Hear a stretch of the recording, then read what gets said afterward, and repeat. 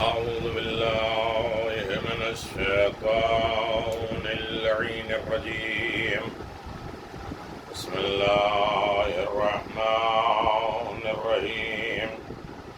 الحمد لله رب العالمين، والصلاة والسلام على نبي الكريم وعلى آله الطيبين الطاهرين المعصومين المنتجبين، ولعنة الله على أعدائهم من الآن إلى قيام يوم الدين، آمين يا رب العالمين. اما بعد، بسم اللہ الرحمن الرحیم. ماہ رجب 12 مہینوں میں عظیم ترین مہینہ، قبولیت کا مہینہ، رحمت کا مہینہ، مغفرت کا مہینہ، قرب الہی کا مہینہ، امیر المؤمنین علی بن ابی طالب کا مہینہ. اور یقیناً یہ امیر المؤمنین کی ذات ہے جو اس دنیا میں آئے ہیں اور اپنے جیسے بندوں کو، ہمارے جیسے لوگوں کو خداوند عالم کی طرف بہترین دعوت کرنے والے آئے ہیں. اسی لیے ایک دعائے مخصوص ہے جو میں آپ کی خدمت میں گزارش کروں گا. ماہ رجب میں کچھ اعمال جو ہیں وہ روزانہ کرنے کے ہیں. جیسے 60 رکعت نماز ہے، روزانہ 2 رکعت پڑھنی ہے. الحمد کے بعد 3 مرتبہ کافرون اور 1 مرتبہ سورہ قل هو اللہ پڑھنا ہے. اور اسی طریقے سے 1000 مرتبہ لا الہ الا اللہ ماہ رجب المرجب میں پڑھنا ہے. اور اس کے لیے 1,00,000 حسنات لکھے جاتے ہیں اور جنت میں اس کے 100 شہر آباد کر دیے جاتے ہیں. روایت میں ہے کہ صبح و شام، ظہر اور عصر کے وقت یا صبح کے وقت استغفر اللہ و اتوب الیہ، اور اس کے بعد ہاتھوں کو بلند کرے اللہم اغفر لی وتب علیہ، اللہم اغفر لی وتب علیہ.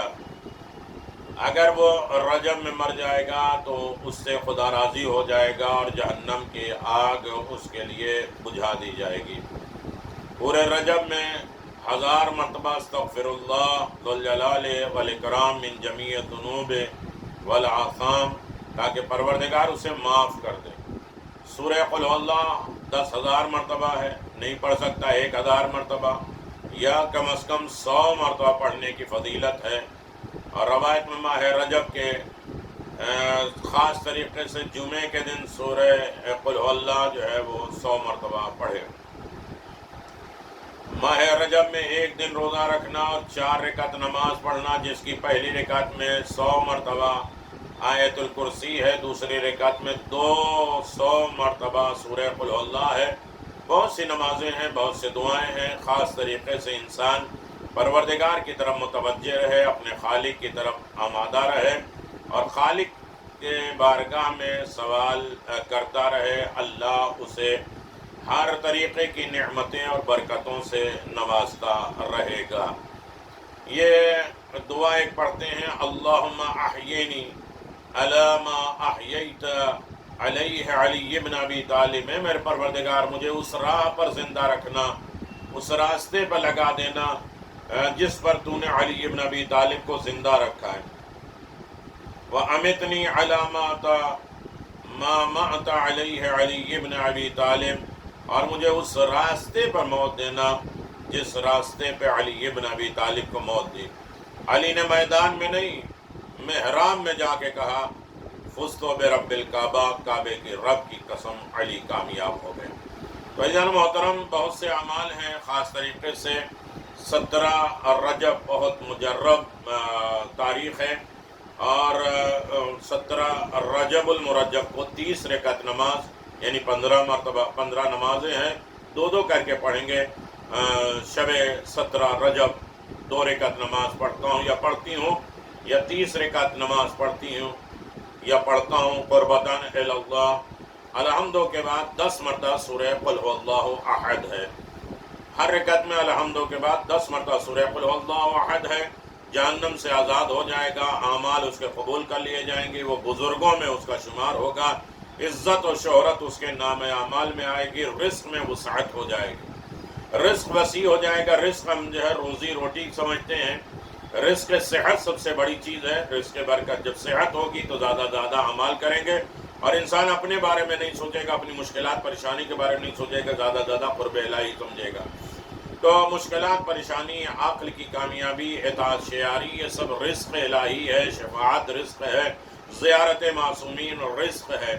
امیر المؤمنین علی بن ابی طالب علیہ الصلوۃ والسلام فرماتے ہیں بہت جلدی بہت زیادہ استغفار کرنا ماہ رجب میں, اور ہر دن ہر رات استغفار کرنا. ایک نماز جب پڑھ رہے ہیں 3 مرتبہ انسان استغفار کرتا ہے, اور ان استغفار کے ذریعے نماز شروع ہونے سے پہلے, الحمد شروع ہونے سے پہلے استغفر اللہ ربی واتوب الیہ کہے, دونوں سجدے کے درمیان میں استغفر اللہ ربی واتوب الیہ کہے, اور تیسری اور چوتھی رکعت میں تسبیحات عربہ کے بعد 1 مرتبہ استغفر اللہ ربی واتوب الیہ کہے. یقیناً اس کی نماز قبول ہو جاتی ہے, نماز کے اثرات دکھائی دیتے ہیں, انسان پرمطمئن ہوتا ہے کہ ہماری نماز بارگاہ رب العزت میں پہنچ گئی. استغفار, زیادہ استغفار کرنا, تعقیبات پڑھنا, یہ سب رزق کے لیے ہے.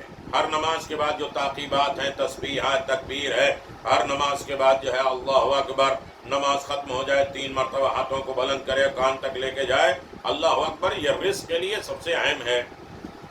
مولا علی نے فرمایا صبح کے وقت تلاش رزق کو جاؤ.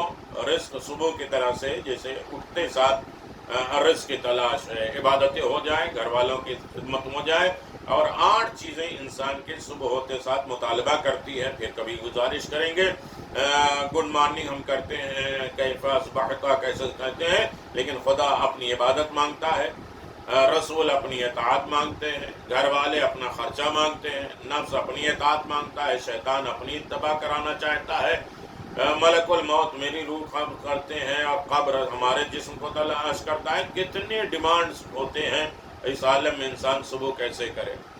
تو جب اذان دی جا رہی ہے تو اس لفظوں کو دہرائیں, ریپیٹ کریں, یہ بھی رزق کا ذریعہ ہے.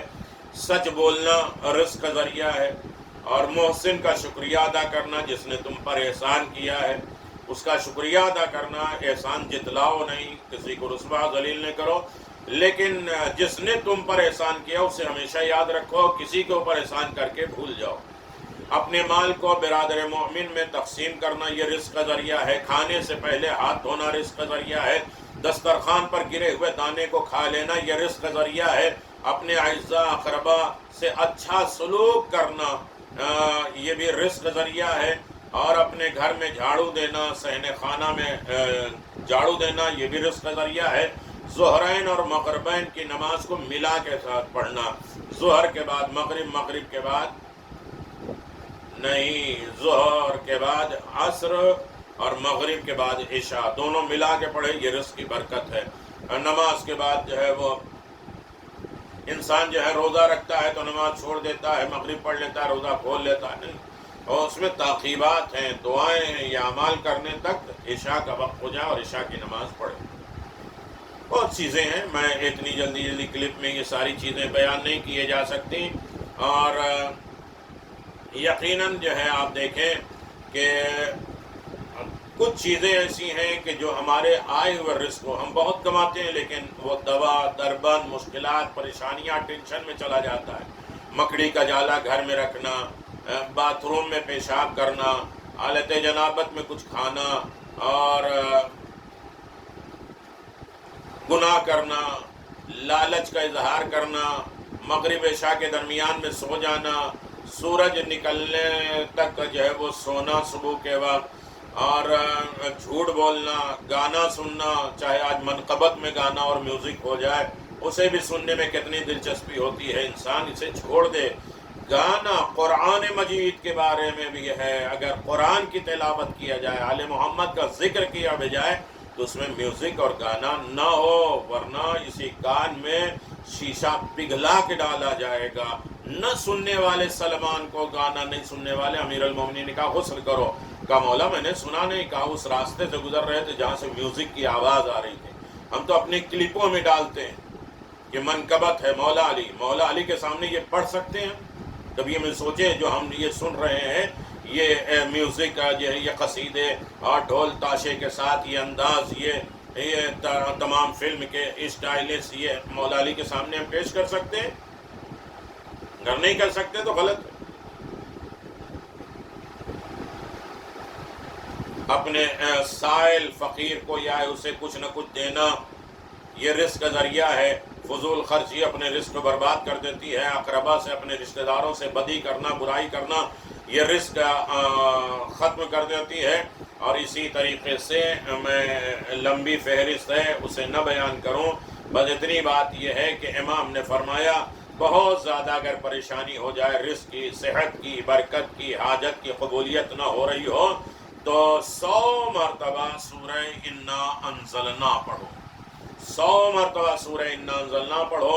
یہ پریشانی کو دفع کرتا ہے، موجبات حاجات ہوتے ہیں، مشکلات کو دور کرتا ہے، عزت مند بناتا ہے، پرسکون لائف گزارتا ہے، ڈپریشن سے نکال دیتا ہے، کل کی فکر نہیں رہتی ہے، رزق کا اضافہ ہو جاتا ہے، جو کھاتا ہے وہ صحت میں جاتا ہے، جو آتا ہے وہ اپنے لیے ہوتا ہے، ہاسپٹل اور دواؤں میں نہیں چلا جاتا۔ سورہ انا انزلنا پڑھیے اور اسے امیر المؤمنین کے ہدیہ کریے، جناب سیدہ کو ہدیہ کریے، پھر اس کا ثواب اجر آپ دیکھیں انشاءاللہ بہت عالی ہے۔ پھر مولا نے فرمایا کہ انسان غربت اور فاقے کو دور کرنے کے لیے زیادہ زیادہ لا حول ولا قوت الا باللہ پڑھے۔ ہر نماز کے بعد جو ہے غریبی اور محتاجی کو دور کرنے کے لیے سبحان اللہ و بحمدہ سبحان اللہ العظیم استغفر اللہ 10 مرتبہ پڑھے۔ لا حول ولا قوت الا باللہ توکلت علی حی الذی لا یموت والحمد للہ الذی لم یتخذ ولدا ولم یکن له شریک فی الملک ولم یکن له ولی من الذل وکبرہ تکبیرہ۔ زیادہ زیادہ کی تلاوت کریں، نماز شب پڑھیں، قرآن مجید کی تلاوت کریں، اچھائی بولیں، مسکرا کے ملے، یہ سب موجب رزق ہے۔ کسی کے کام آئے، کسی کی زندگی کی مشکلات کو دور کر دے، اللہ ہماری مشکلات کو دور کر دے گا۔ بہت سی چیزیں ہیں، فہرست بہت لمبی ہے، لیکن انشاءاللہ ایک ایک اشارے میں میں آپ کی خدمت میں گزارش کر رہا ہوں۔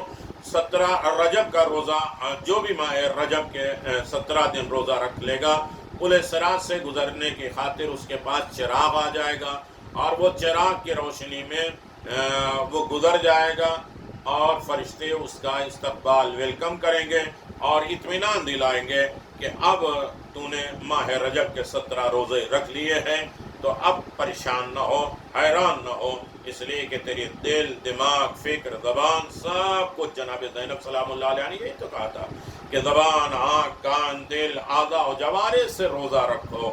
اور پیٹ کے روزے سے بہتر ہے کہ انسان زبان کا روزہ رکھے، زبان کے روزے سے بہتر ہے دل کا روزہ رکھے۔ زبان کو طیب و طاہر کر دے اور دل کو تمام قدورتیں، نفرتیں، حسد، بغض، عناد سے دور رکھے۔ یقیناً تھوڑی سی بات لمبی ہو گئی ہے، لیکن ایک مرتبہ سننے میں کوئی حرج نہیں ہے۔ ایک مرتبہ سن لیجئے، دوسروں تک پہنچا دیجئے، اور کوئی بھی انسان اس پر عمل کرے گا تو انشاءاللہ اجر و ثواب میں آپ برابر کے شریک ہیں، بلکہ آپ کو ڈبل ملے گا۔ کوئی سنے نہ سنے، ہمارا کام ہے اسے پہنچا دینا، لہذا آپ اچھائیوں کو پہنچائیے اور اسی طرح اللہ انشاءاللہ دل بھی جھکا دے گا اور آپ کو اجر عظیم عنایت ملے گا۔ السلام علیکم ورحمۃ اللہ وبرکاتہ۔